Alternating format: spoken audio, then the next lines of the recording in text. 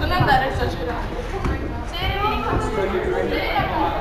Non devi fare mia sorella cara. Non devi fare mia sorella caso. Dai, no. No?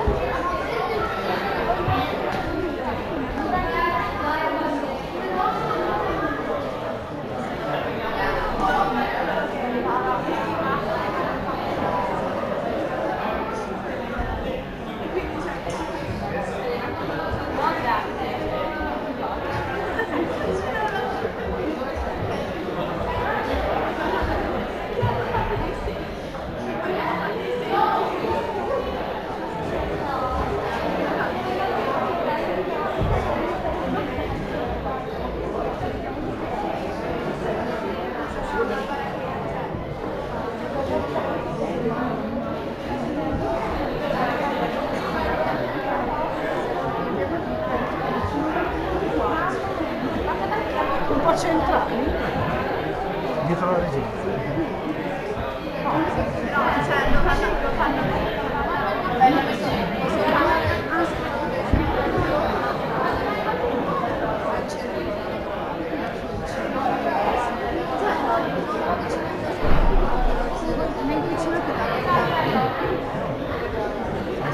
Mi metto qua, così ma no,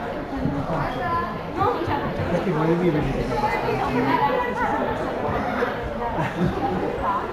la mandarino in mangiato.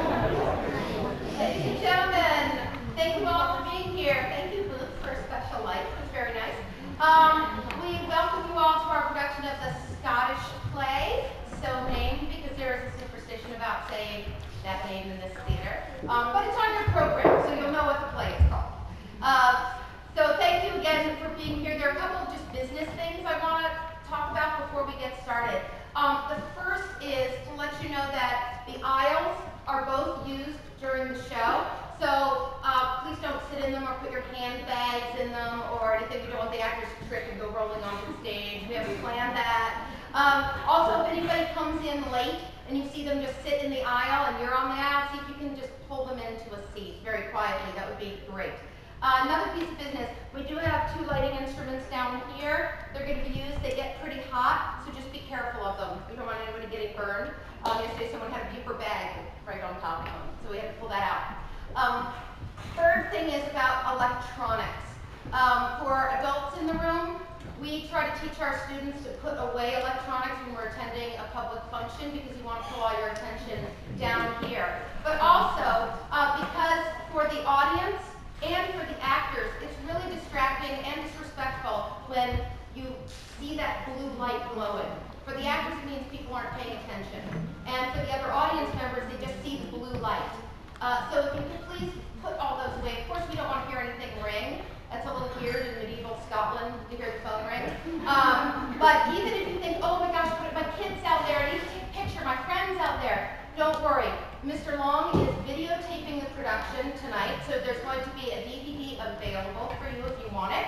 And Ms. Nelson has taken photographs over 3 performances and dress rehearsals. So there are going to be tons of professional photos up on our website.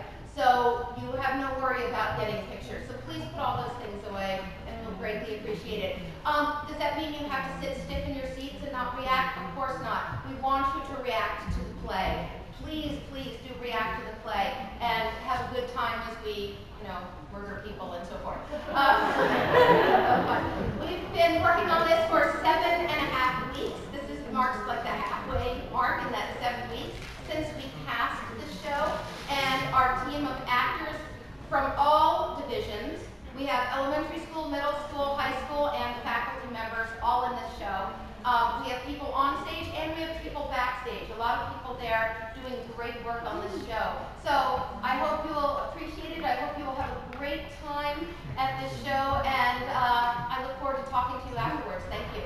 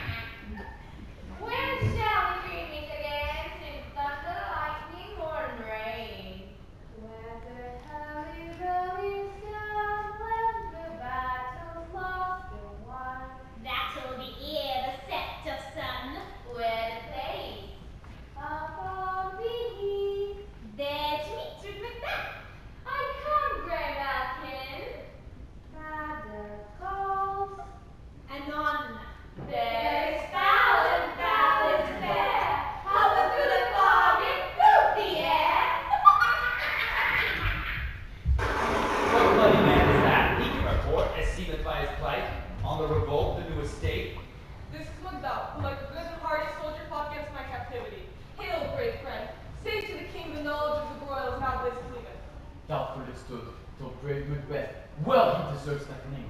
Disdaining fortune with his brandished steel, which smoked with bloody execution.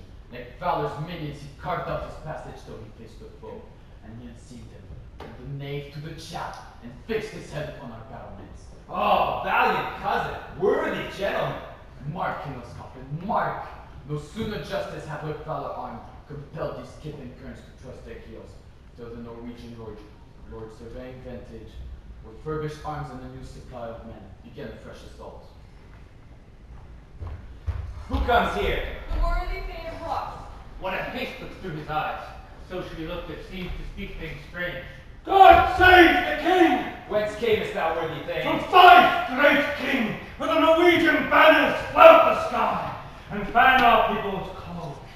Assisted by that most disloyal traitor, the Thane of Cornwall, in a dismal conflict.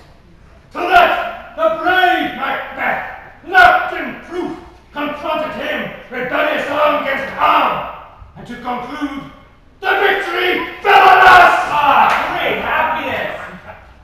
No more that Thane of Cawdor should deceive our bosom interest. Go, pronounce his present death, and with his former title, freed Macbeth. See it done. What he hath lost, noble Macbeth hath won.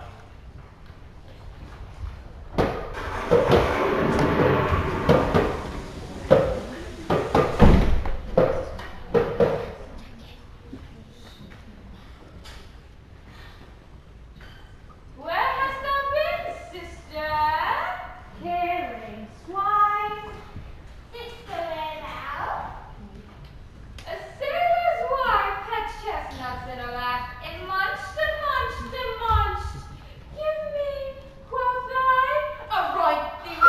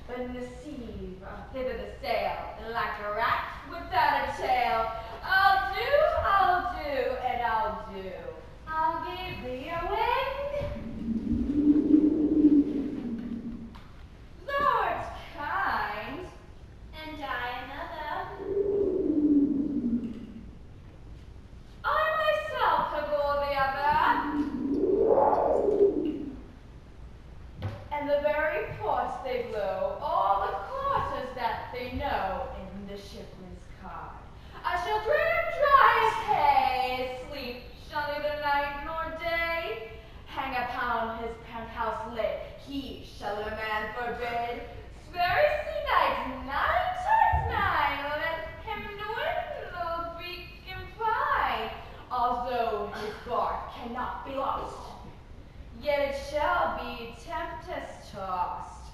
Look what I have. Show me.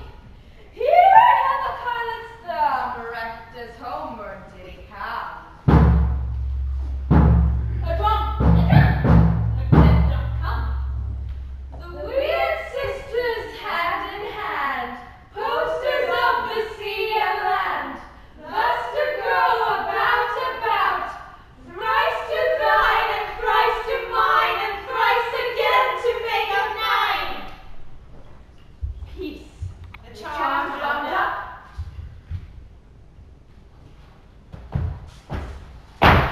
So foul and fair day, I have not seen how far is equal to the forest. What are these? So whether I'm so wild and their attire, they look not like the inhabitants of the earth yet they're on it. If you are a young man, a question. Speaking again, what are you? All hail Macbeth, hail to thee, Thane of Glamis. All hail Macbeth, hail to thee, Thane of Cawdor. All hail Macbeth, thou shalt be king hereafter. Good sir, why do you start and seem to fear things that do sound so fair? In the name of truth, are you fantastical, or that indeed which you outwardly show? My noble partner, with present grace and great prediction of noble having and of royal hope, that he seems rough withal, to me you speak not. If you can look into the seas of time and say which grain will grow, and which grain will not, speak then to me, who neither beg nor fear your favors nor your hates. Hail, hail, Hail. blessed the Macbeth and greater, not so happy, yet much happier. Thou shalt be king, though thou be none. So all hail Macbeth and Banquo. Banquo and Macbeth, all hail. Speak, perfect speakers, tell me more. By my father's death, I am dead and blunt. And how Cawdor, the Thane of Cawdor, lives. A prosperous family, but to be king without in the prospect of belief. Say from whence this strange intelligence, or why upon this blasted heath you stop our way with such prophetic greeting. Speak, I charge you!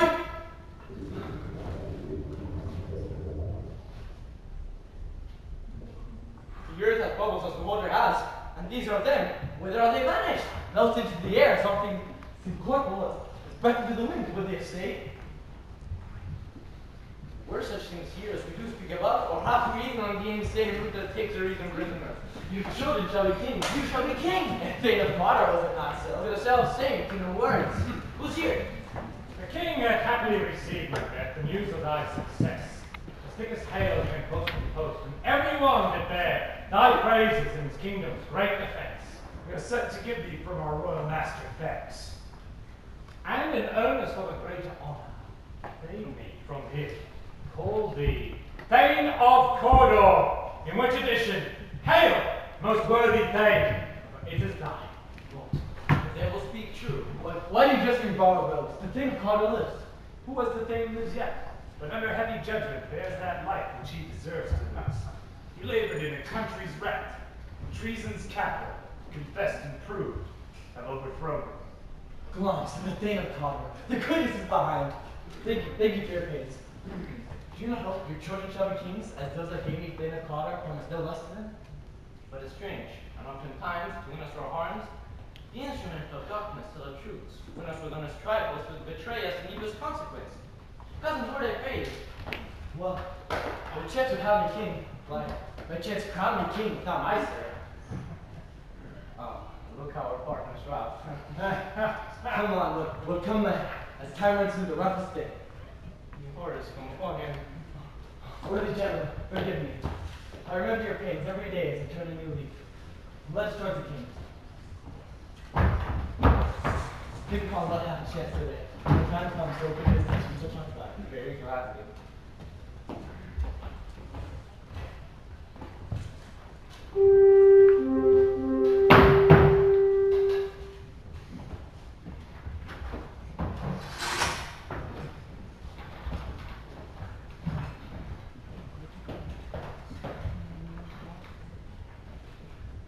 There is no art to find the mind's construction in the face.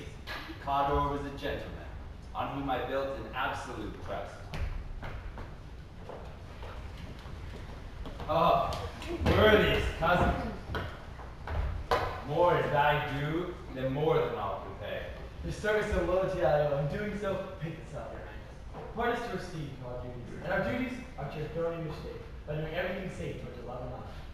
Welcome hither. I have begun to plant thee, and I will labor to make thee full of growing. Noble Banquo, thou hast no less deserved, nor must be known, no less to have done so. Welcome hither. Let me enfold thee to my heart. There if I grow, the harvest is your own. My plenteous joys, wanton in fullness, seek to hide themselves in drops of sorrow. Son,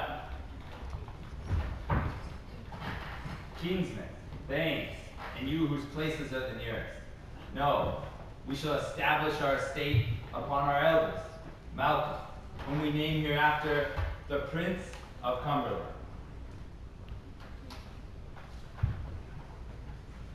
From hence to Inverness, and bind us further to. I'll myself make the joyful the hearing of my wife to your approach. So humbly take my leave. Ah, my worthy Cador. Prince of Cumberland, that is the step on which I must fall down, or else to leap, throw my way which it lies. Hide your fires. Don't let light from that black and deep desires. Macbeth deserves the praise. True noble Banquo, he is full so valiant, and in his commendations I am fed. It is a banquet unto me. Let's after him, whose care has gone before to bid us welcome.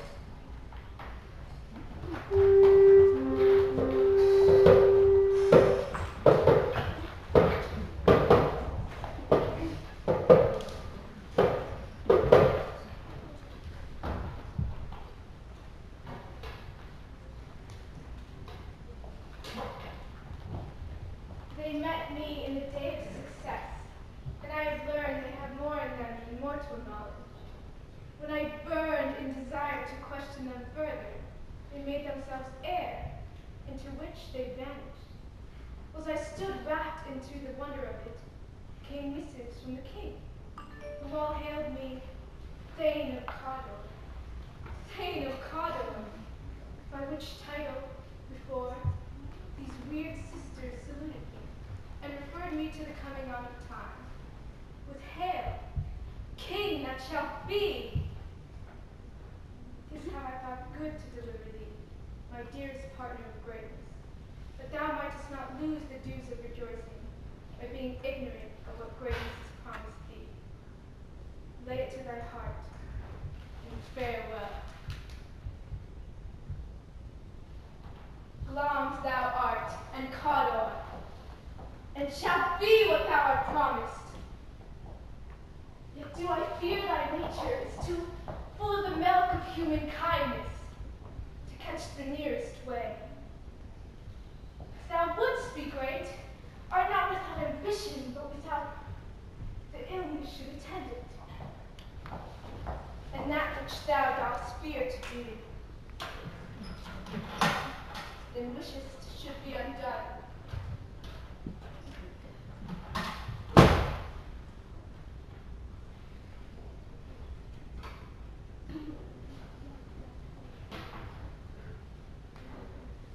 Hie thee hither,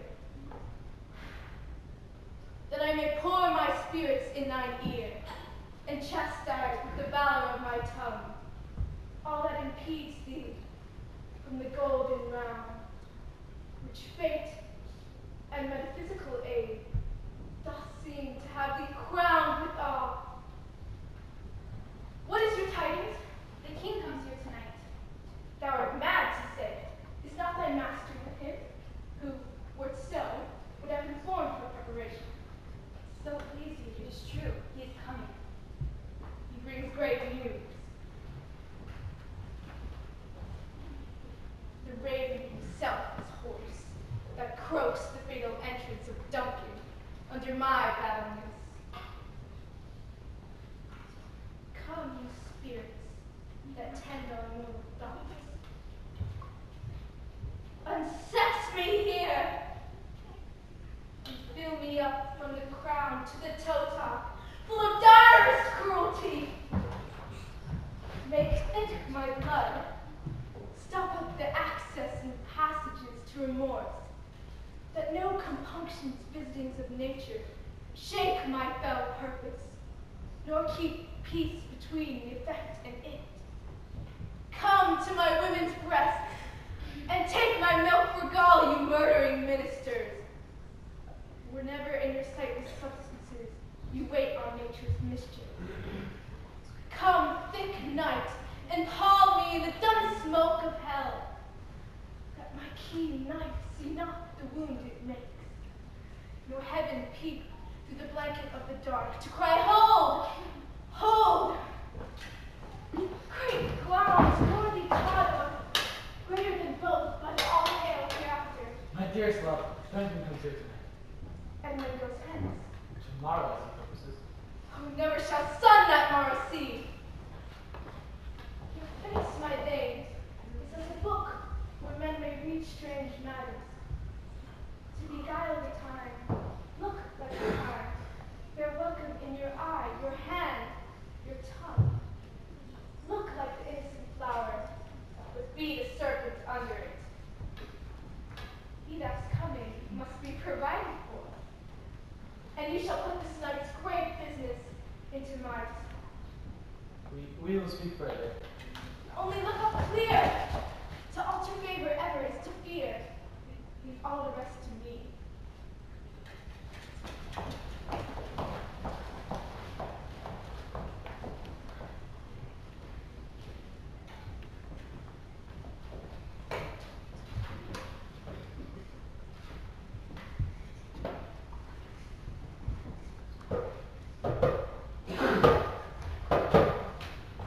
This castle hath a pleasant seat. The air, meanly and sweetly, recommends itself unto our gentle senses. This guest of summer. The temple home King Martha does approve. Where the most freedom home to have observed, the air is delicate. CC, our honored hostess. The love that follows us, sometimes is our trouble, which still we think as love. All our service in every point twice done, and then done double, for poor and single business to contend against those honors deep and broad, wherewith your majesty loads our house. Fair and noble hostess, we are your guests tonight. Your servants ever have theirs, themselves and one is theirs, in compt, to make their audit at your highness's pleasure. Give me your hand. Conduct me to mine host. We love him highly, and we shall continue our graces untowards him.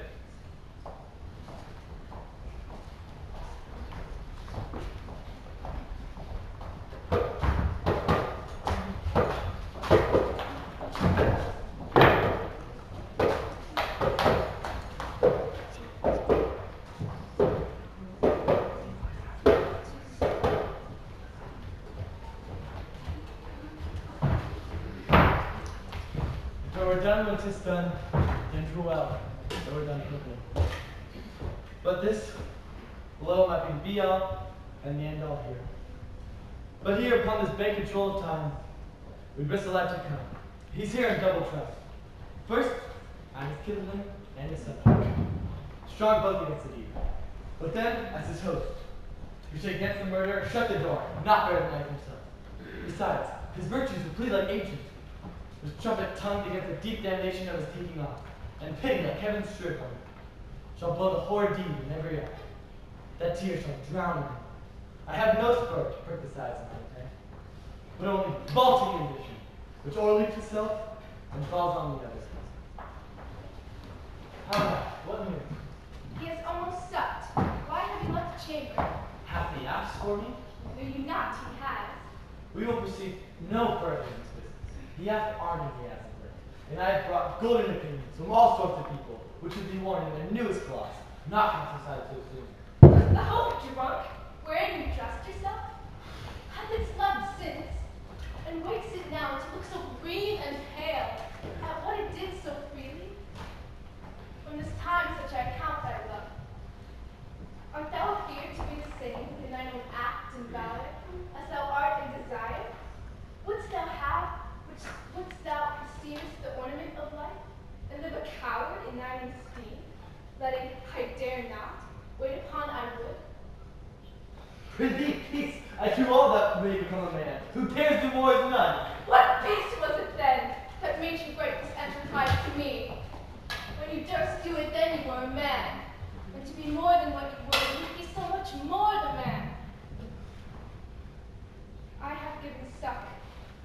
and know how tender 'tis to love the babe that milks me. But I would, while it was smiling in my face, have plucked my nipple from its boneless gum and dashed the brains out. They're such sworn as you have done to this. And if we should fail? Would you fail? But screw your courage to the sticking place. We will not fail. When Duncan is asleep, these two chamberlains will either whine and wassail, so convinced that when his swine is asleep, they drench nature's lies in the death. What cannot you and I perform upon the unguarded Duncan? What not put upon his spongy officers? We shall bear the guilt of our great quell. Bring forth men tortured on me, for thy undaunted metal should propose nothing of the metal. Will it not be received when we have marked those blood of the sleeping tomb of his own chamber, with their very daggers that they had done? Who dares receive it other, as we shall make our griefs and clamor roar upon his death? I am settled, and bend up, each corporal agent of his terrible fate. Away, and mock the time with fair show. False face goes high, but the false heart oft known.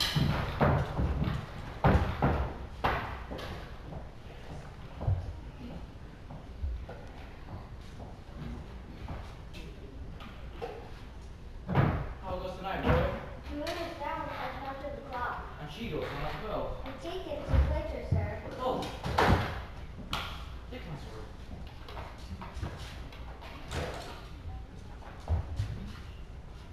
There's husband, you have it. Her candles are all out. Take that too.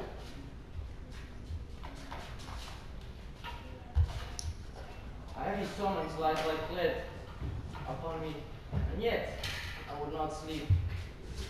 Merciful powers, restraining me the cursed thoughts that nature gives way to in repose. Give me my sword. Who's there? A friend. What, sir? Not yet to rest. The king's of it. He hath been an unusual pleasure, and this diamond. He greets your wife withal by the name of most kind hostess. I dreamt last night of 3 weird sisters. You had shown some truth. I think not of them. Yet, when we can retreat an hour or so, we'll spend some time words upon that business. At your kindest leisure. Great repose the lie. Thanks, sir. Like you. Go bid that mistress with that drink is ready. She's striking on the bell. Take me to bed. Is this a dagger which I see before me? The handle for my hand? Come! Let me touch me! A fire, a fatal vision, a false creation, received from the heat of pressed brain? I see thee yet, in form as palpable as this now which I draw. Thou marchest me the way I was going. And such an instrument I was to use. And on thy blade, in dungeon gouts of blood, which was so not before, there's no such thing. In this bloody business which informs thus to mine eyes. Now, over one half the world, pale Hecate's offerings, and withered murder, moves like a ghost. I go, and it is done, the bell invites me. Hear it not, Duncan, for it is knell, that summons me to heaven or hell.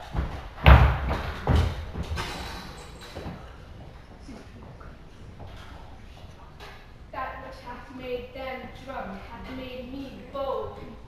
What hath quenched them hath given me fire. Hark, peace! It was the owl that shrieked, the fatal bellman, which gives the sternest good night. He is about it, the doors are open, and the surfeited grooms do mock their charge with snores. I have drunk their possums, that death and nature do contend about them, whether they live or die. Alack, I'm afraid they have wait, and 'tis not done. The attempt and not the deed confounds us. Hark, I laid their daggers ready, he could not miss them. I did not resemble my father as he slept. I've done it. My husband, I've done the deed. Did thou see the noise? I heard the owl scream and the crickets cry. When? Now, Has I descended? I, This is a sorry sight. a foolish thought to say a sorry sight. There's one that laughs in sleep, but one cried murder, that they did wake each other. I stood and heard them, and they said their prayers, and I just couldn't get back to sleep. They are two lodged together. One cried, God bless us, and named me and the other. They looked at me with his hangman's hands. and I could not say amen, but they did say God bless us. Consider it not so deep. But wherefore could I not say amen? I was in the most need of blessing, and amen stuck in my throat. These deeds must not be thought after this way so. It will make us mad. Methought I heard a voice cry, sleep no more. Macbeth shall sleep no more. Sleep, the innocent sleep. Sleep that knits up the round sleep of care. Chief nourishment on life's feast. What do you mean? Still cried, the lambs hath martyr slept. Therefore Connor shall sleep no more. Macbeth shall sleep no more. Who was it that thus cried? Why would dare you to unbend your noble strength? To think so brain-sickly of things. Go, get some water, and wash this filthy witness from your hand. Why did you bring the daggers from that place? They must lie there. Go, carry them, and smear the sleepy grooms with blood. You think what I've done? To look at it again, I dare not.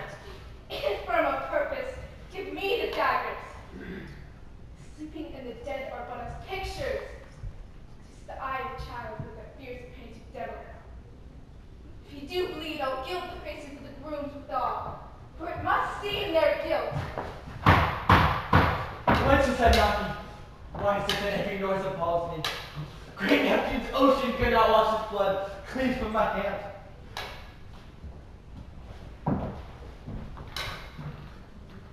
My hands are of your color, but I shame to wear a heart so white. I hear a knocking at the south entry. Retire we to our chamber. A little water clears us of the steam. How easy is it then? Hark more knocking! Get on your nightgown, lest occasion call us, and show us to be watchers. Be not lost so poorly in your thoughts. To know my deed, or to best not to know myself. What done was thy knocking? I would if thou couldst.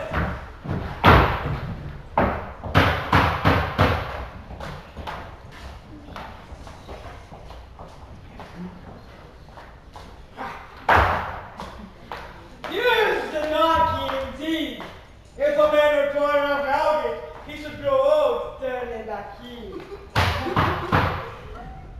Knock, knock, knock. Wizards new Beelzebub.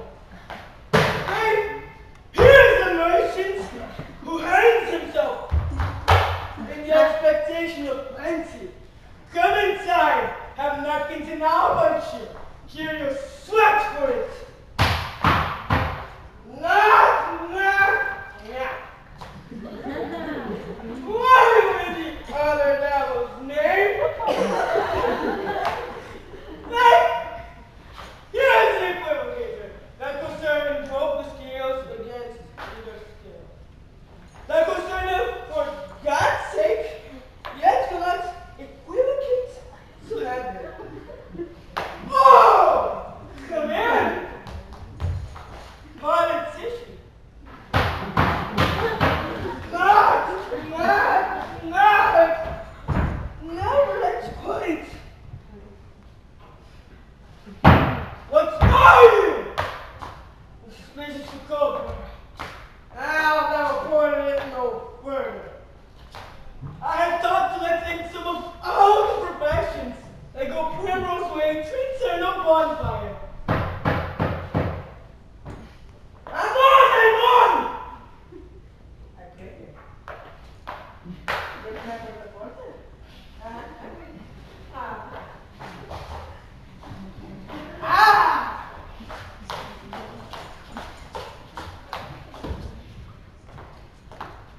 Was it so late, friend, ere you went to bed that you do lie so late? Please, sir, your carousing good as I can talk. And drink, sir, is a great provoker of 3 things, eh? And not 3 things does drink especially provoke. Marry, sir! No speaking, sleep, and urine. Lecture, sir. It provokes and then provokes. It provokes the desire, it takes away the performance, eh? Therefore, much drink is to be said to be an equivocator with lecturing. It makes it, and its mercy is said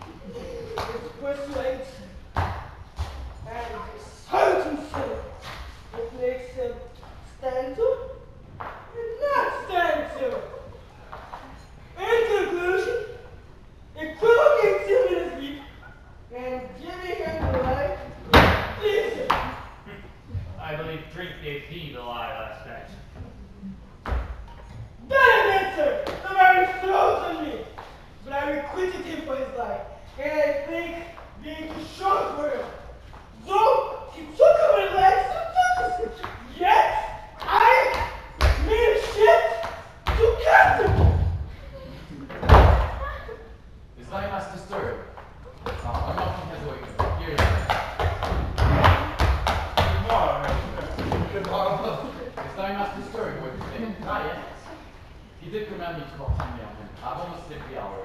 I'll show you to the door. I'll make sure both to call. It is my limited service.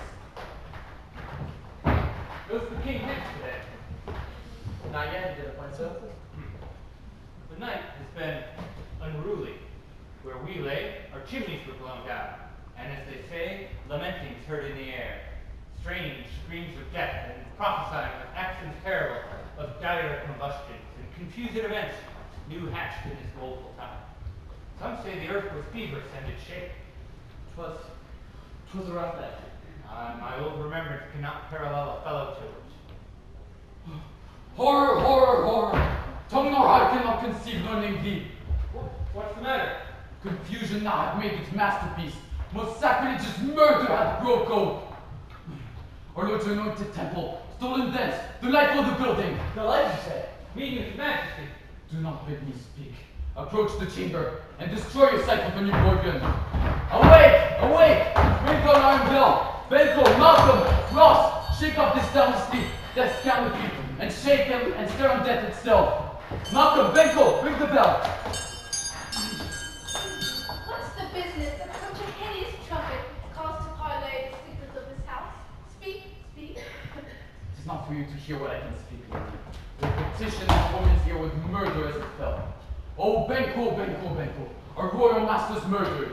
Woe, alas! What, in our house? Good daughter, will thee contradict thyself and say it is not so?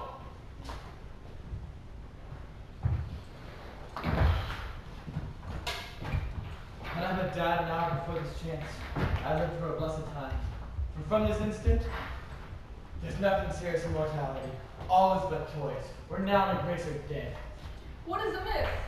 You are, and do not know it. The spring, the head, the fountain of your blood is stopped. The very source of it is stopped. Your royal father's murdered. Oh? By whom? Those of his chamber, as it seemed, had done it. Their hands and faces were embashed with blood. So were their daggers, which we found unwiped upon their pillows. They stared and were distracted. No man's life was to be entrusted to them. Oh, yet I do repent my fear that I did kill them. Wherefore did you so? Who can be wise, amazed, temperate and furious, loyal and neutral, in a moment? No man. Here like Duncan, his silver scaling laced with his golden blood, his cast stabs look like a breach in nature, and there, the murderers, steeped in the colors of their trade. Unmannerly breach of gore, who could refrain? That a heart to love, and a courage to make love known. Help me hence, ho! Look to the lady. Why do I hold my tongue? The most may claim this argument for mine? Go to the lady.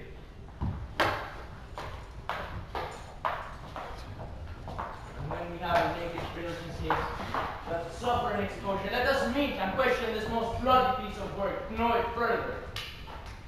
Fears, the scrub will shake us. In the great honor of God I stand, and thence from the indivulged presence I fight up treasonous matters! As do I. So! Let's briefly put our manly readiness together in the halls. What will I do? I'll not consort with them. To show an unfelt sorrow is an office the false man was easy. All to England, and so to safety. Where we are, there's daggers and men's smiles. The near in blood, the nearer bloody. Therefore, to horse.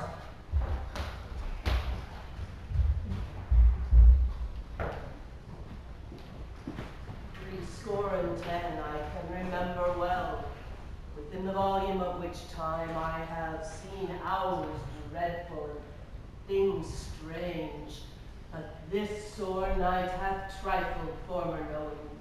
Aye, Father, thou sayest the heavens as troubled with man's act, threatens his bloody stage. By the clock 'tis day, and yet dark night strangles the travelling lad. 'Tis unnatural, even like the deed that's done. On Tuesday last, a falcon towering in her pride of place was by a mousy owl hawked at and killed. Duncan's horses, thing most strange and certain. Beauteous and swift, the minions of their race turned wild in nature. Broke out, broke their stalls, flung out, contending against obedience as they would make war with mankind. 'Tis said they eat each other. Is it so? The amazement of mine eyes that looked upon it. Comes the good Macbeth. How goes the world, sir, now? Why, see you not? No, you did this more than bloody deed. Does that Macbeth hath slain? What good could they pretend? Those sovereign, Malcolm, King Duncan's son and heir stole away fled, which puts upon them suspicion of the deed. Against nature still. Thriftless ambition. That would raven up their own life's means. Then 'tis most like the sovereignty will fall upon Macbeth. He is already named, and Gaunt is going to be infested. Will you just go? No, cousin, out of fire. Well, I will live that. Well, may you see things well done there. Adieu. Farewell, father. God's benison go with you, and with those that would make good a bad, and friends of foes.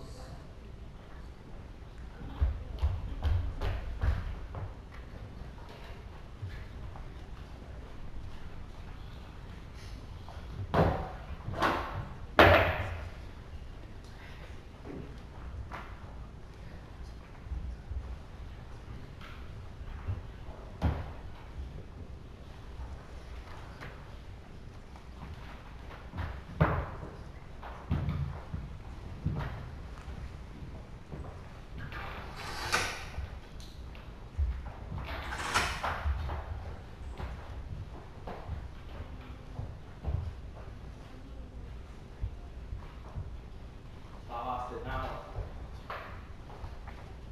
King, Hodor, Rams. Oh, it's a weird one and promise, and yet I fear thou playest most foully for it. And yet, it was said it should not stand in the posterity, but I myself should be the root and father of many kings. If there come truth from them, why on the verities on thee made good? May they not be my oracles as well? And set me up in hope. Rushmore.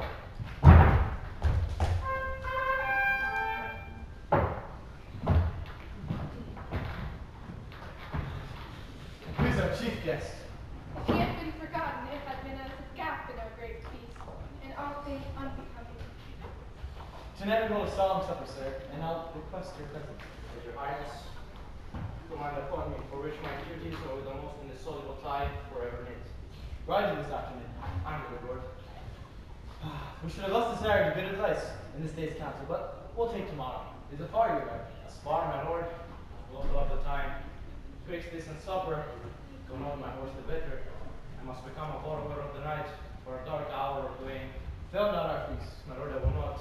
We hear our bloody cousin is bestowed in England with their king, not confessing his cruel parricide, filling his hearers with strange invention. But that of tomorrow, hire your horse adieu, till you return at night. Go Sleon's with you. I am good lord. Our time does full upon us. I wish your horses swift and sure of foot. Farewell. Let every man be a master of his time, till 7 at night, to make society the sweeter welcome. We'll keep ourselves for supper time alone. Well then, God be with you. Mistress, attend those men of our pleasure. They are, my lord, within. Bring them before us. To be thus is nothing, but to be safely thus. Our fears and banquos dig deep, and in his royalty of nature reigns, that which should be feared, there is none, but he whose being I do fear. He chided us when they first put the name of king upon me. They hailed him, like a father to a line of kings. No son of mine succeeding, for banquisition have a foul in mind. For them, gracious Duncan have I murdered, to make them kings, the seed of Banquo's kings. Gladly be so. Come fate to the list, and champion me with utterance. Who's there? Now go to the door, and stay there till we call. Was it not yesterday we spoke together? 'Twas so please your highness. Well then now, have you considered of my speeches? No, that it was he, in times past, which held you so under fortune, which you thought had been Arius himself? And do you find your patience so predominant in nature? that you can let this go?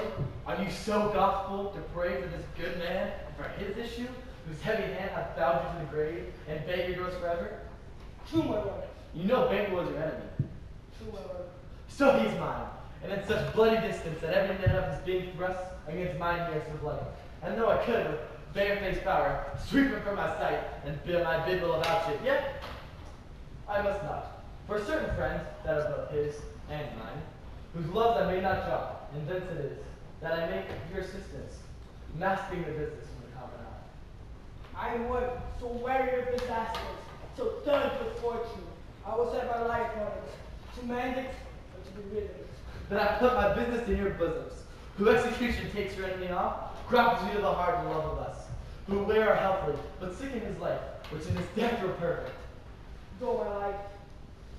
And something from the palace, and with him, Fleance's son that keeps him company, whose absence is no less material to me than his father's must embrace the fate of that dark hour. Resolve yourself. I am resolved, my lord. It is concluded.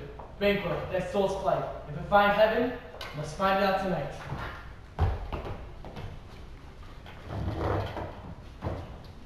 Is Banquo gone from court? I'm not, but returns again tonight. Nuts had, all spent, where desire is cut without content. How now, my lord? Why do you keep alone? What sorrowful fancies your companions making, using those thoughts it should indeed have died on them to think on. Things without all remedy should be without regard. What's done is done. We have stalked a snake, not killed it. But let the frame of things destroy it. Both the worlds die. Eat our meal and fear and sleep, and the affliction of these terrible dreams that shake us nightly, better be with the dead. Come on, gentle my lord. Sleep o'er your rugged looks. Be bright and jovial among your guests tonight. Oh, full of scorpions in my mind, my dear. Thou knowest Banquo is Leon's lips. But in them nature's copy's not eternal.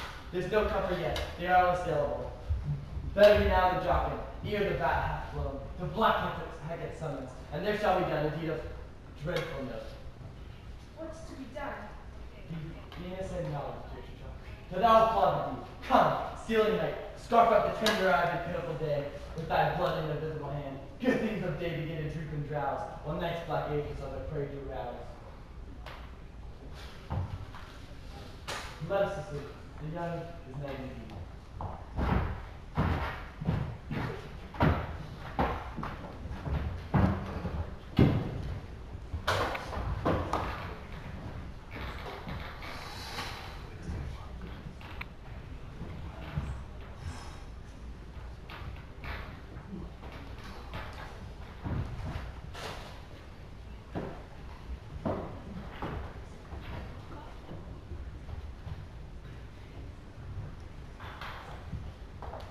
But who did bid thee join with me?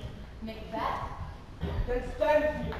The west yet glimmers in some sheiks of day, and near approaches the subject of the war. Hark! I hear horses. Give us a light, but ho! His horses go about. Almost a mile. But he does usually, so all men do. From hence the palace gate make it their walk. A light, a light! 'Tis he. Stand quick!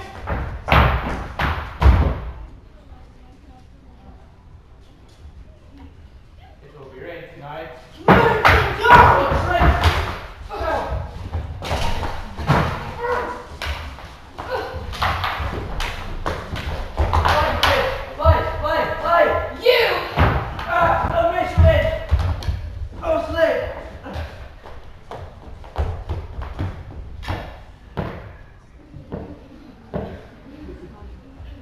But who did strike out the light? Was it not the way? There is but one down. The sun is fled. Well, let us be gone, and tell how much it will be.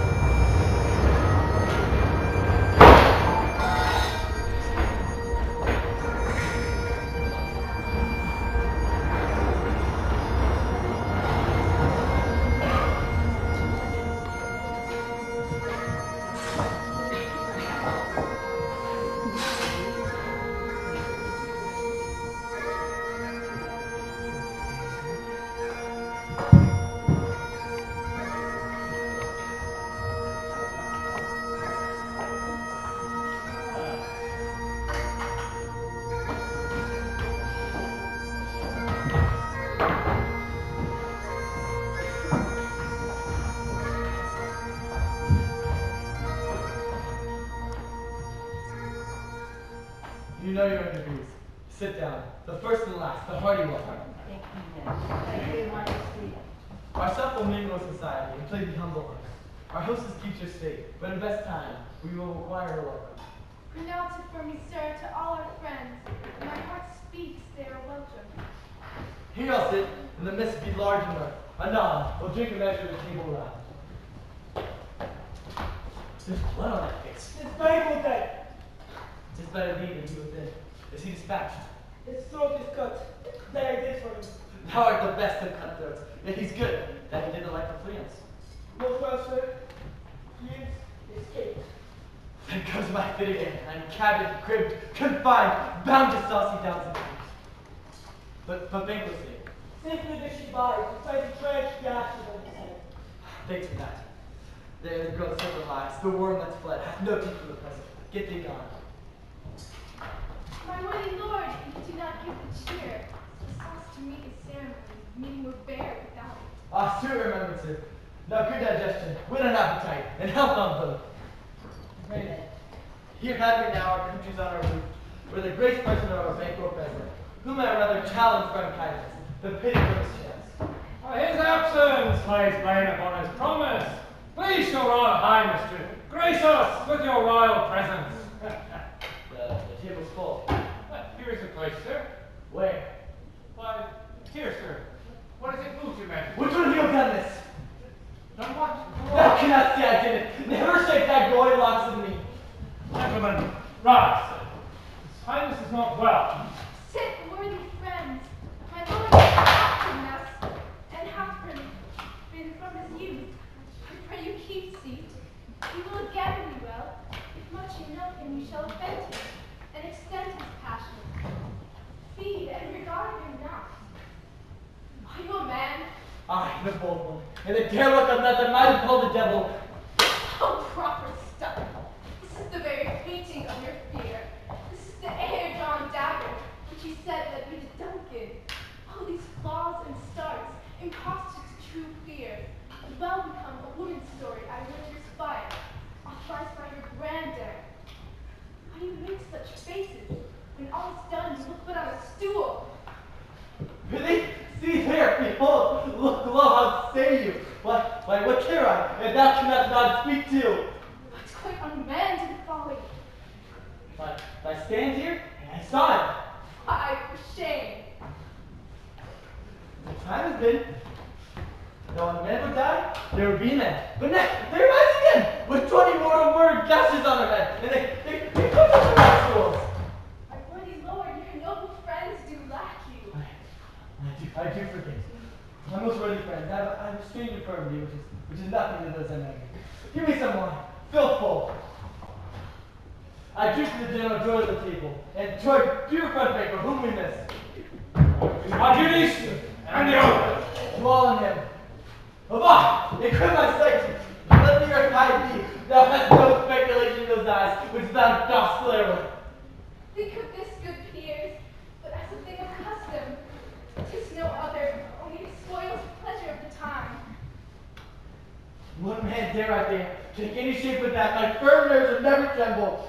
Hence, horrible shadow! Hence, unreal mockery! Hence! Why so being gone? I am a man again. Pray you, sit still. Can such things be that are special wonder? You make me strange, when now I think you give behold such sense and keep the natural ruby of your cheeks with manner of blank with fear. What sight, my lord! I pray you speak not. Stand not upon the order of your going, but go at once. Good night, and better help attend his majesty. A kind good night to all.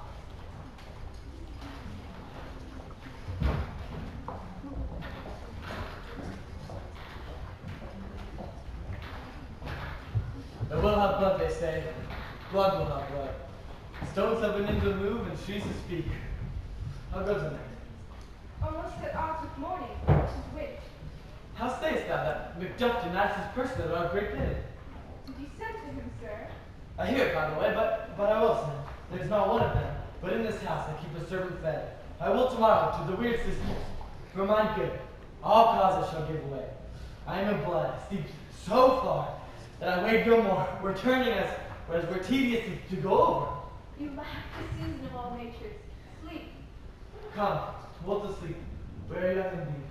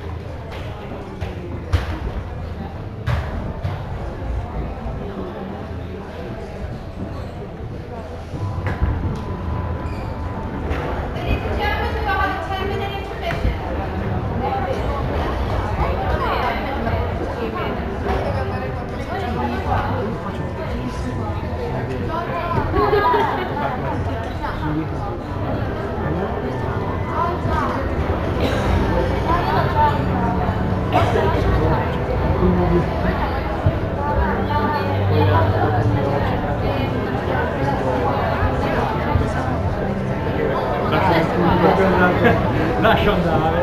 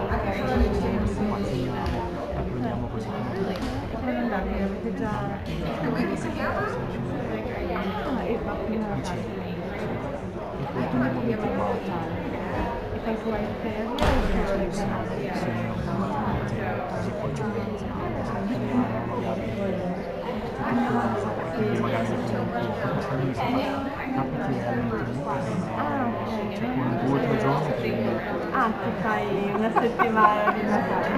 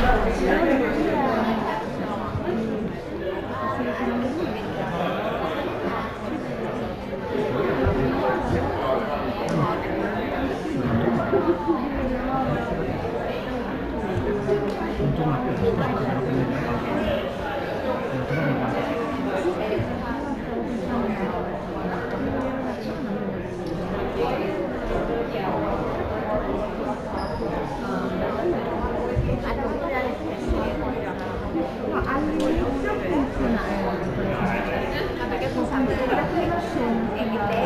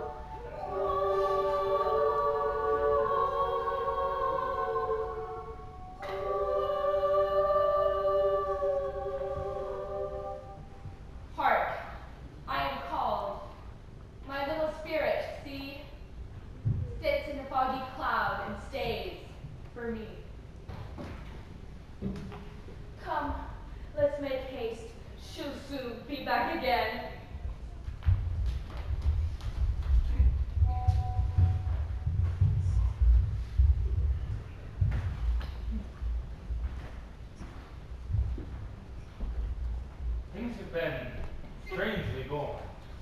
Gracious Duncan was pitied of Macbeth. Merry, he was dead.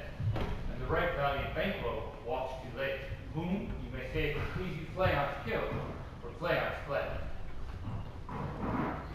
Men must not walk too late. Who cannot want the thought how monstrous it was for Malcolm to kill his gracious father? Damn fact. Oh, how it grieved Macbeth. Did he not straight and pious rage the two delinquents tear? Was that not nobly done? Aye, and wisely too. For 'twould have angered any heart alive to hear the two men denied. So that I say, he has borne all things well. And, had he Duncan's son under his key, as it would be heaven disannounced, Malcolm would learn what it were to kill a father. So would Fleance. But, peace. For, from Broadward, because he failed his presence at the tyrant's feast, I hear Macduff lives in disgrace. Sir, know you where he bestows himself? The son of Duncan, from whom this tyrant holds thy due of birth, lives in the English court, and is received of most pious King Edward with much grace.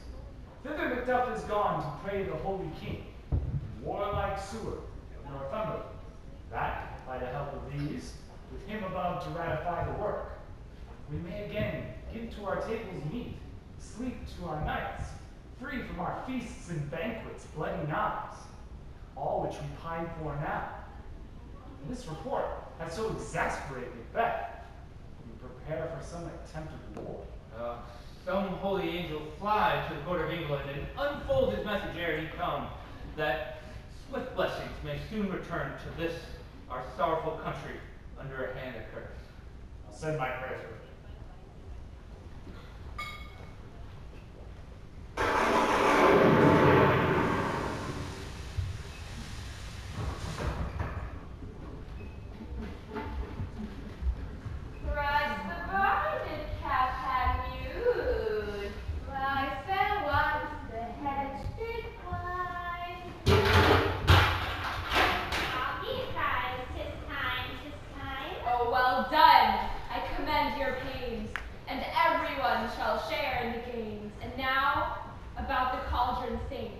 Enchanting all that you put in.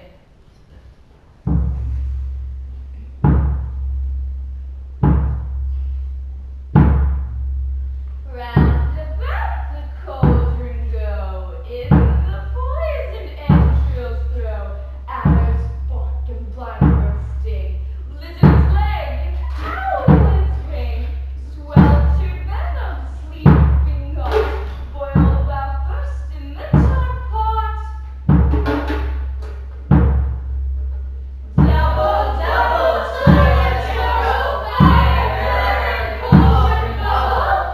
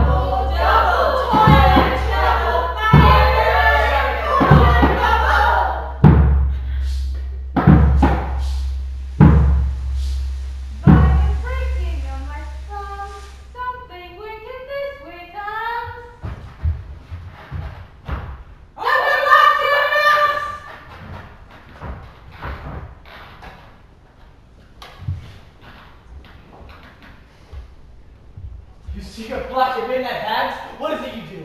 A deed without a name! I conjure you by that which you profess. How would you come to know it? Answer me. Though you untie the winds and let them fight against the churches. You threw bladed corn and lodge and trees blown down. You can tell the destruction sicken. Answer me to what I ask you. Speak, even will answer. Tell me, thou unknown power. Macbeth, Macbeth, Macbeth. Beware Macduff. Beware the thing of fight. Dismiss me. Enough! Here's another more potent than the first.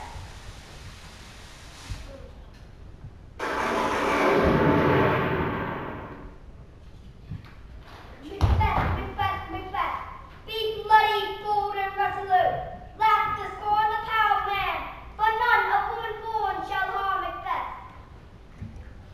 Macduff was born of woman. One need I fear thee, but I'll make sure, double sure, Macduff shall not live.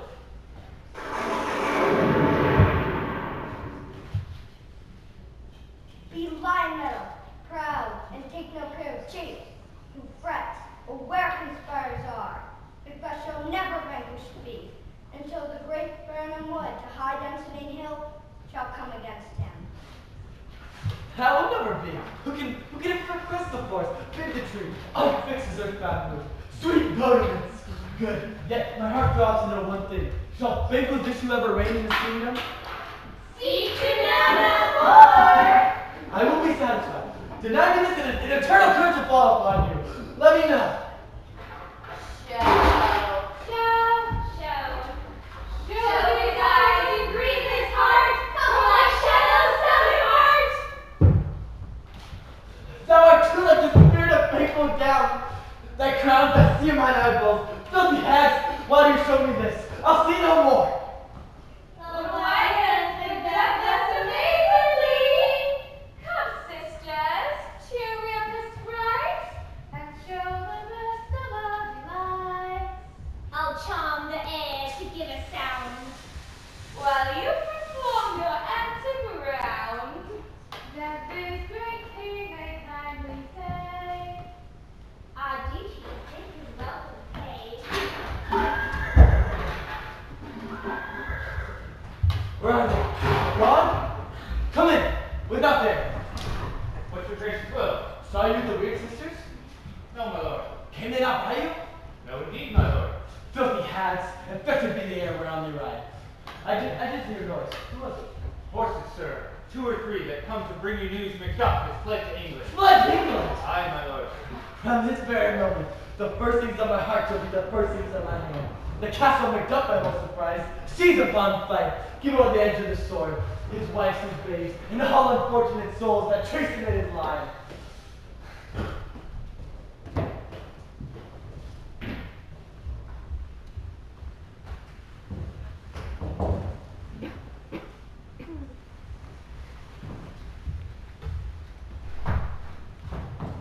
what had he done to make him fly the land? You must have patience, madam. He had none. His flight was madness.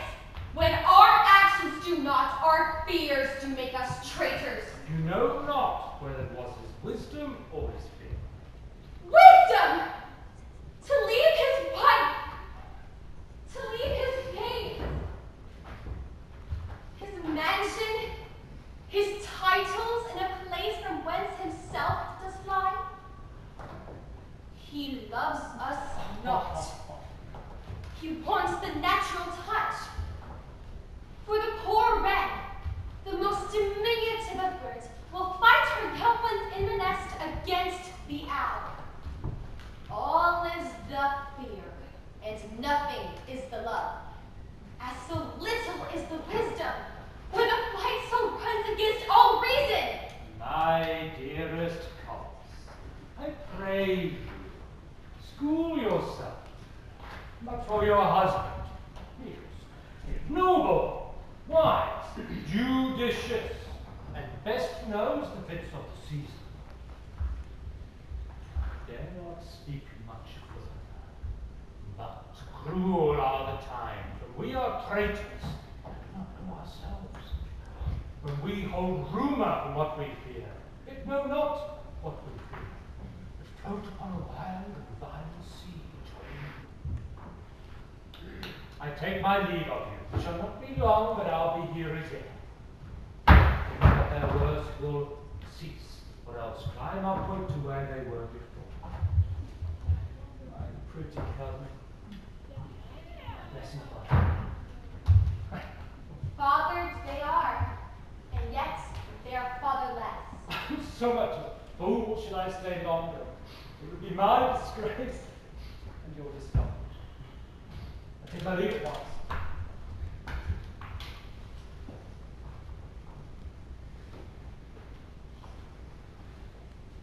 Sirrah, your father's dead. What will you do now?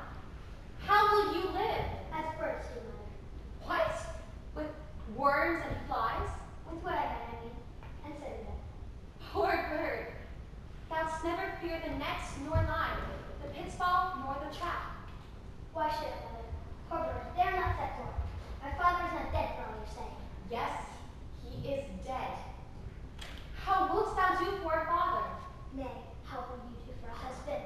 Why, I can buy me 20 at any market. Then you'll buy into some day. Thou speakst with all thy wit, and yet, if faith, with wit enough would be. Is my father trained, Mother? Aye, that he was. What is a traitor? Why, one who swears and lies. Envy all traitors do so. Everyone that does so is a traitor and must be hanged. And must all be hanged that swear and lie. Everyone. Who must hang them? Why, the honest men. Then the liars and swearers are fools. For there are liars and swearers and have to beat the honest men and hang them up. Oh, poor monkey. But how wilt thou do for a father? If he were dead, you would weep for him. If you did not, then it was a good sad man I should quickly have him father. Poor prattler, how thou talkest! Bless you, fair dame, I am not you know, though in your honored state I am perfect. I doubt some danger does approach you nearly. If you will take a homely man's advice, be not found here. Hence with your little ones. Heaven preserve thee, I can abide no longer. Where should I fly? I have done no harm! But I remember now, I am in this earthly world, where to do harm is often laudable, and to do good, sometimes accounted dangerous folly. Why then, alas, shall I put up my womanly defense to say I have done no harm? What is this face? Where's your husband? I hope in no place so unsanctified where such as thou mayest find him. He's a traitor. The lies they're saying are good. Once you hurt, then first traitor.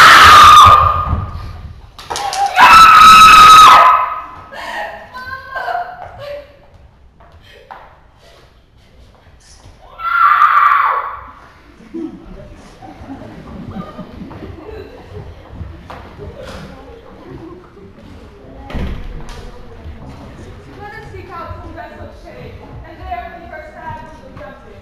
Let us rather hold fast the mortal soil, and like good men, the strike downfall and proclaim.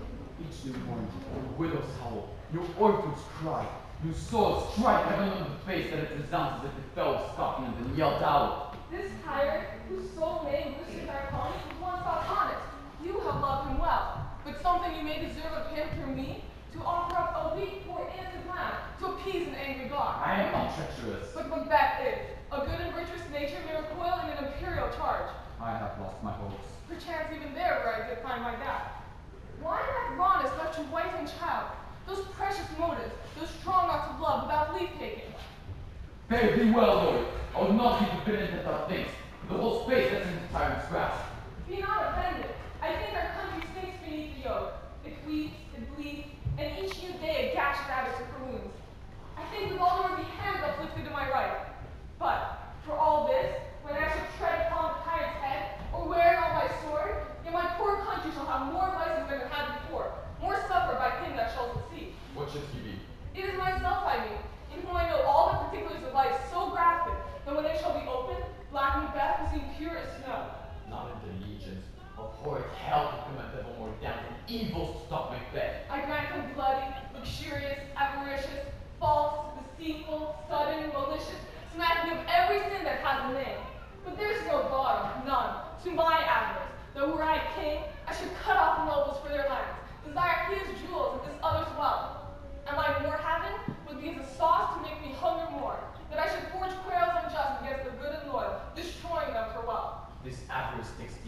and it hath been the sword of our slain king. Yet do not fear, all this is portable, of the graces way. But I have known the king becoming graces, as justice, verity, temperance, stableness, devotion, patience, courage, fortitude. I have no relish of them. Nay, had I power, I should pour the sweet milk of concord into hell, abhor the universal peace, confound all unity on earth.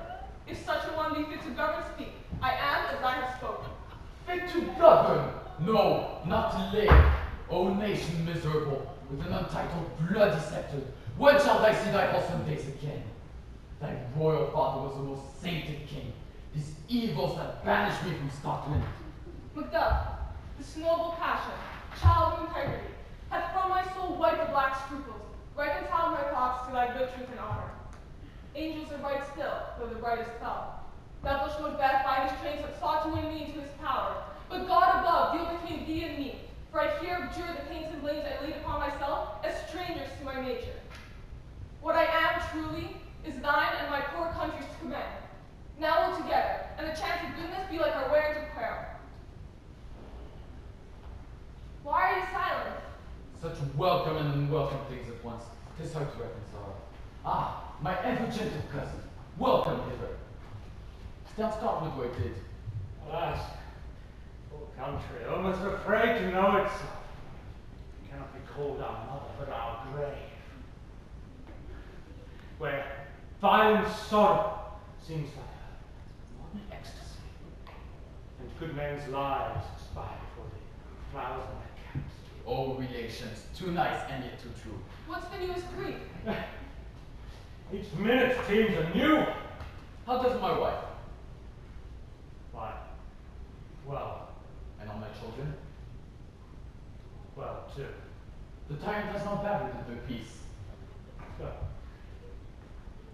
they were well at peace when I did. Be not a miser of your speech. How goes? Now is the time of help. Your eye in Scotland would create soldiers, make our women fight to doff their dire distresses. Be at their comfort. We are coming thither. Gracious England hath lent us good steward and 10,000 men. A wiser and better soldier none than Christendom gives out. I could answer this comfort with I have words that would be howled out in the desert air. The hearing should not match them. Is it the general cause, or a secret due to some single breast?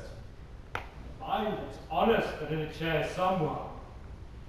The main part tends to you alone. If it be mine, keep it not from me. Quickly, let me have it. Not your ears. Despise my tongue forever. It shall possess them with the heaviest sound that ever yet they heard. I guess that it. The castle is surprised. Your wife and babes savagely slaughtered. To relate the man a word, on the quality of these men in fear, to advocate with you. Merciful heaven, what man? Never pull your hat upon your brow. Give sorrow words. The grief that does not speak whispers the overcrossed heart and bids it break. My children too? What? Children, servants, all I could be proud. They must be from thence. My wife killed too. Let's make us medicines of our great revenge to cure this deadly grief. He has no children. Did you say all? Oh, Hellkite, all. All my greedy chickens are the damned what fell through. Dispute it like a man. I shall do so, but I must also feel it as a man. I cannot but remember such things that were most precious to me. Did heaven look on, and decide not to take their part? Sinful Macbeth, not through their own demerits, but through mine, thus slaughtering their soul. Heaven rest them now. Be this the weapon of your sword. Let grief convert to anger. Blunt not the heart, enrage it. Oh, I could play the woman with mine eyes, and braggart with my tongue. But gentle heavens, cut short all intermissions, front to front. Bring down this fiend of Scotland, and within my sword's length, I set him. And if he escapes, heaven forgives him too. Come, go into the king. Our power is ready. Macbeth is ripe for shaking.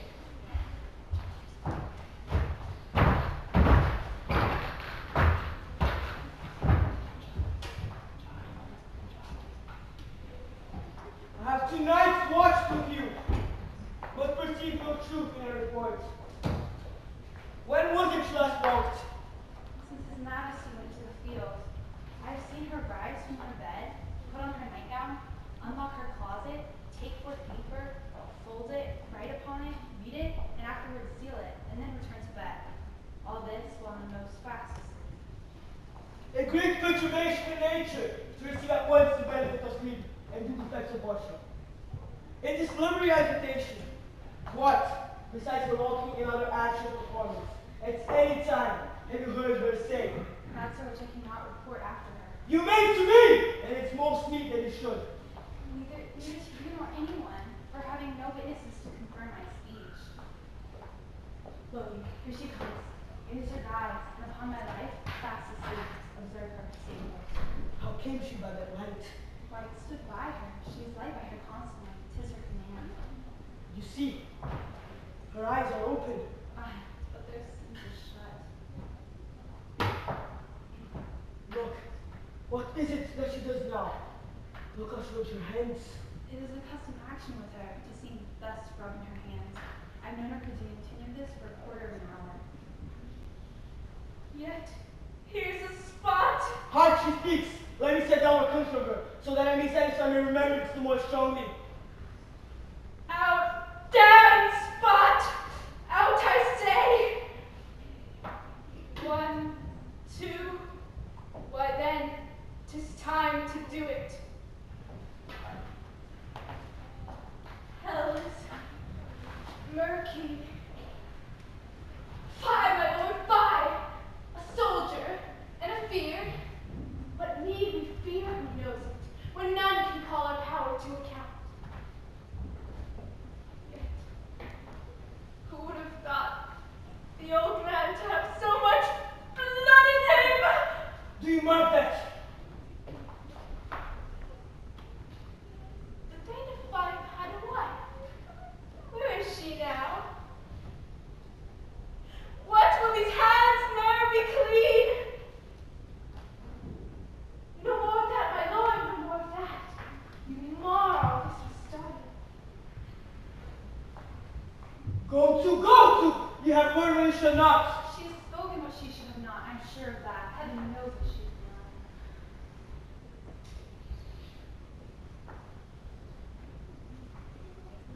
Here's the smell of the blood still. All the perfumes of Arabia will not sweeten this little hand.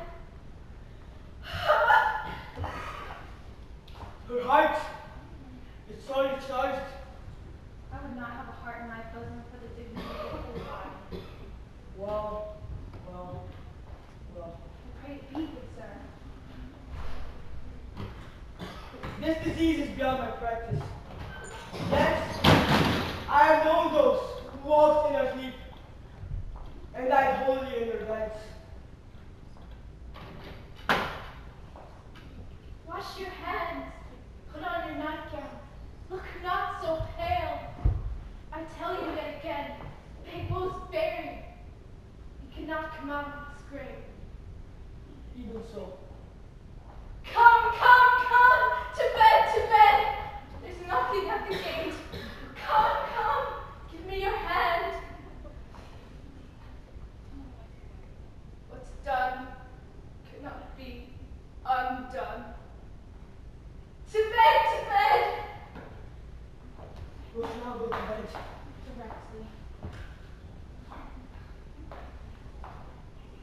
Foul whisperings are abroad. A national needs to breathe in natural troubles. Infected minds to the death pillows who discharge their secrets. She's more than the divine than the physician. Oh God, help us all. Relieve her from the means of all annoyance and still keep eyes on her. So, good night. For my mind has made it, and the way is my sight. I think we better not speak. Good night, good doctor.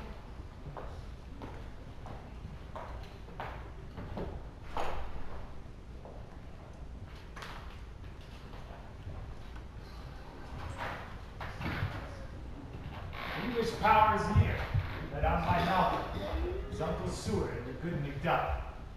Revenge is burning them for their dear desire. Near Burnham Wood shall we well meet them, for that way are they coming. What does the tyrant? great Dunsinane he's strongly fortified. Some say he's mad. Others, that lesser haven, do call it valiant fury. But for certain, he cannot buckle his distempered cause within the belt of rule. Now does he feel his secret murder sticking to his hands. Those he commands move only in command, nothing in love. Now does he feel his title hang loose about him, like a giant's robe upon a dwarfish steed. Well, march we on, to give obedience where 'tis truly owed, each drop of us.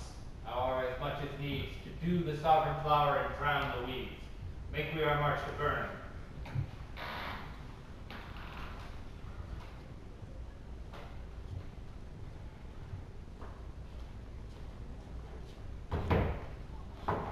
Bring me no more reports. Let them fly off. To put them will remove to Dunsinane. I cannot deal with fear. What's the boy, Malcolm? Was he not born a woman?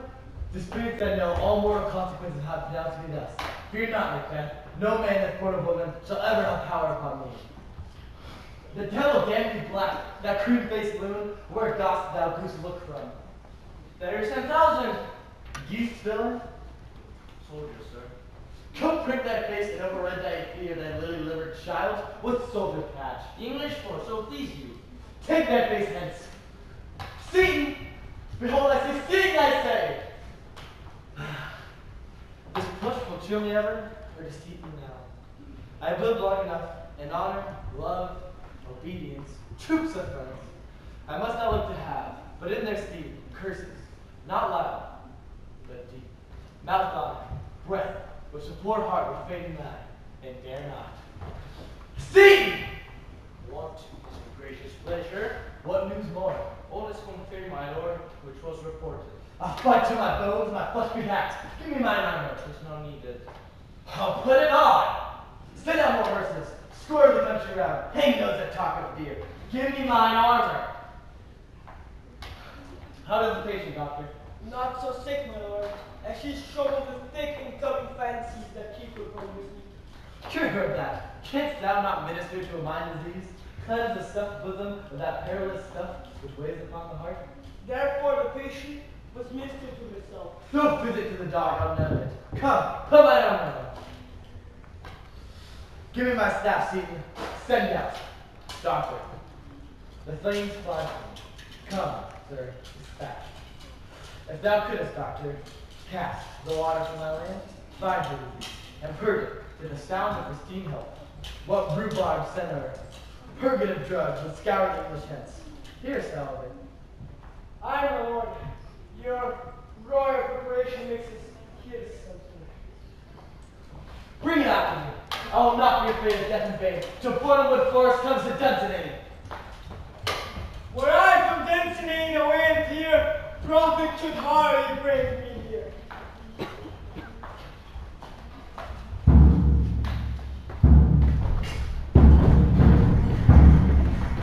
Cousins, I hope that these are near at hand and see what you take. Read out nothing! What is this for us? But what of Burnham?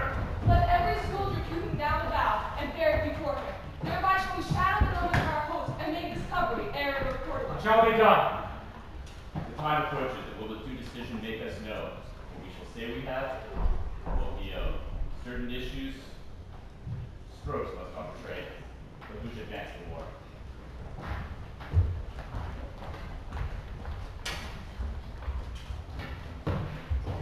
Our castle straight to laugh with seeds to scorn. Hang out our banners on outward walls. Here let them lie. To famine and nod, eat them up. Where was that noise? It's a crowd going, my good lord. The time has been that my senses would have cooled. They hear a night street, and my fellows fare where that dismal trees rouse and stir as life were in it. I have stuck full with horrors. Darkness once did not start me. Wherefore was that cry? The queen, my lord, is dead. She should have died hereafter. There would have been time for such a word. Tomorrow, and tomorrow, and tomorrow. Creeps into this petty case from day to day, for the last syllable of appointed time. And all our yesterdays are blinded fools, the way to dusty death. Out, out with candle. Life's but a walking shadow. A poor player that's just and frets his hour upon the stage, and then is heard no more. It is a tale, told by an idiot, full of sound and fury, signifying nothing. Now put us use that tongue, that story quickly. Gracious my lord, I should report the which I say I saw, but I know how to do it. What say, sir? As I did look there, out upon the hill, I looked toward Raynham, and I don't thought the wood began to move. Liar and slave! I may enjoy your wrath if it be not so. May you see it coming with us 3 mile, I say, a moving grove. If thou speakest false, upon the next tree shalt thou hang alive, till famine flee me. Fear not, till Burnham Wood do come to Dunsinane. And now, a wood comes for Dunsinane! Our Marvin out, if this you see about us doesn't appear. There's no flying heads go tarring here. Ring the alarm bell, blow winds, come wrath, at least we'll down with harness on our back. Now near enough, your leaping screams throw down. You, worthy uncle, shall with my cousin, the right noble son, lead our first battle. Fairly well. Do we define the tyrant's power tonight? Let's be beaten. We cannot fight. Macbeth and we shall take upon what else remains to do. Let all our trumpets speak. Give them all breath. Those clamorous harbingers of blood and death! That's where the noise is. Tyrant, show thy face. If thou be slain with no swords of mine, the ghost of my wife and children will haunt me still. I sheathe my sword, undeeded.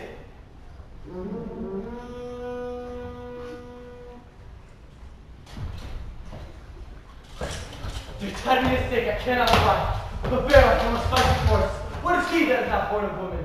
Such a one I fear none. What is thy name? Don't be afraid to hear it. No, though thou calls thyself a hotter name than any is in hell. My name's Macbeth. The devil himself could not pronounce a title more hateful to mine ear. No, no more fearful. Thou liest, abhorred tyrant. With my sword, I'll prove the lie thou speaks. Ah!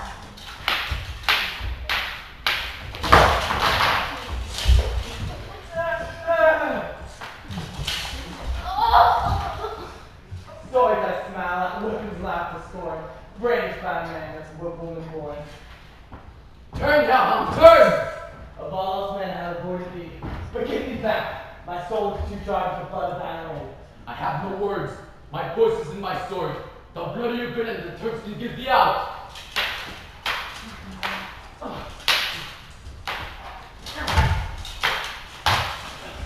Thou loosest labor, easy mass out in church and air, with that keen sword impressed to make me bleed. I bear a charmed life, in which I may not yield to one of woman born. Despair thy charms, and let the angels whom thy stars serve tell thee. Macbeth was from his mother's womb. Untie me wrist! A curse of this tongue tells me so. I will not fight thee. Then yield the coward, and we'll have these mirror monster art, painted on the column under it. Here may you see the tyrant. I will not yield to kiss the ground for a young mountain speak, and be baited by the rabble's curse. Till Burnham Wood comes to Dunsinane, thou wast born of woman. Yet I will try the last. Before my body and throw my warlike shield. Lay on, Macbeth, and dare be the first man that cries hold enough!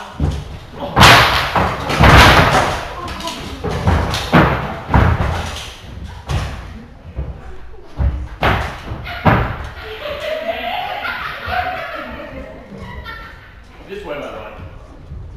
The castle's gently rendered. The tyrant's power on both sides. The noble things we bravely in the war. Today, our month itself is yours, and it lives to do.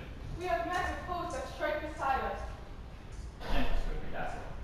I would the friends we missed were safe arrived. Huh? Some must go off. And yet, by these I see, a day so great as this is cheaply bought. Macbeth is missing, and your noble son. Your son, my lord, has paid a soldier's debt. He only lived until he was a man, the which no sooner got as proud as conferred. From the unshrinking station where he fought, that like a man he died. And he is dead.